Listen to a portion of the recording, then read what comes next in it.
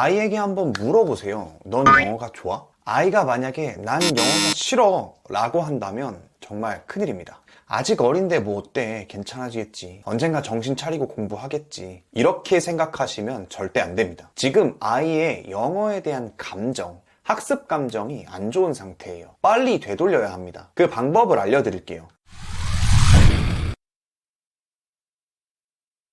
지금 문제는 뭐냐면 아이가 영어에 대한 학습 감정이 안 좋다는 건데요. 이 경우 대부분의 부모님들은 두 가지 행동 중 하나를 하십니다. 억지로 영어 공부를 시키거나 아니면 그냥 포기하고 기다리는 거예요. 하지만 감정이 안 좋은 상태에서는 두 가지 선택 모두 다 좋지 않은 결과를 불러옵니다. 여러분은 혹시 감정이 안 좋은 사람과 관계를 발전시킬 수 있나요? 그런 사람과 억지로 붙어 있으면 어떻게 되겠어요? 더 악화되기만 하겠죠. 심하면 주먹질이 오가게 될 것이고 잘해봐야 다시는 얼굴을 안 볼 사이가 될 겁니다. 강압에 의해서 억지로 친해지려면 스트레스가 커지죠. 싫어하는 직장 상사 앞에서 억지로 웃는 거나 잔소리하는 시어머니와 명절 내내 붙어 있다고 생각해보세요. 머리가 깨질 것 같죠? 영어가 싫어 라고 말하는 아이에게 만약 여러분이 영어 공부하라고 압박만 준다면 직장 상사나 시어머니와 억지로 계속 붙어있게 하는 꼴입니다. 억지로 공부를 시키면 시킬수록 스트레스는 더더욱 커질 거예요. 그렇다고 해서 그냥 가만히 두면 해결이 될까요?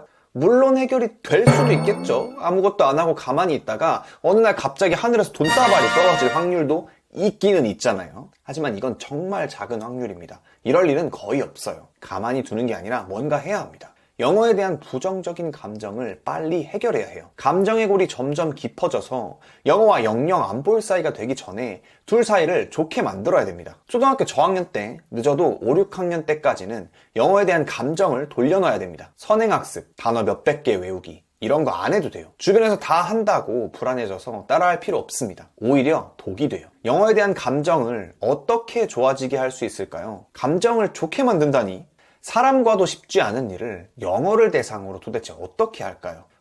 인형 탈슨 선생님들이 나와가지고 영어로 노래를 부른다거나 그런 유치한 방법을 써도 소용이 없습니다. 유치원 다니는 아이들도 아니니까요. 좋아하는 애니메이션이나 영화를 보여주는 거 이것도 아닙니다. 그냥 영화 보고 재미있었다 하고 끝나요. 생각을 바꿔야 합니다. 영어에 대한 감정이 나는 영어가 너무 좋아 이런 경우는 없습니다. 불가능해요.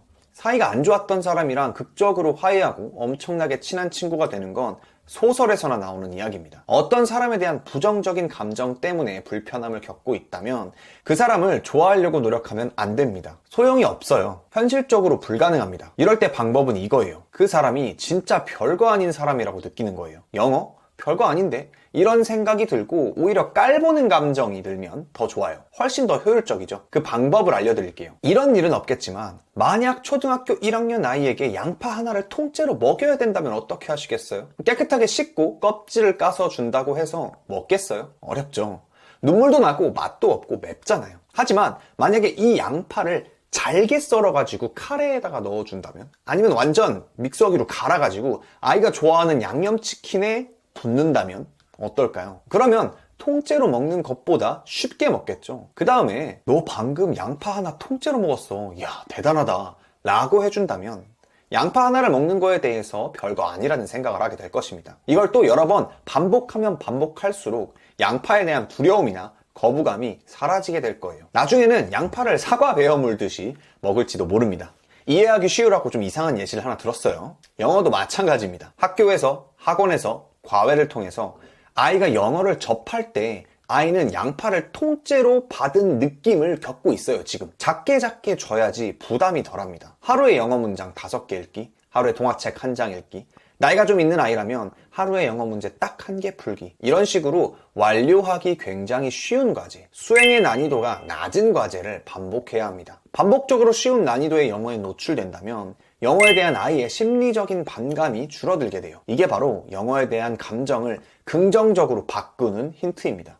영어 너무 좋아. 이거는 불가능해요. 이 반복을 하루 이틀하고 끝내면 안 됩니다. 적어도 한 달, 길게는 3달에서 6달까지도 이 쉬운 난이도를 반복하세요. 엄마 입장에서는 아니 저런 걸 해가지고 언제 다른 애들을 따라잡지? 이런 생각이 들 수도 있어요.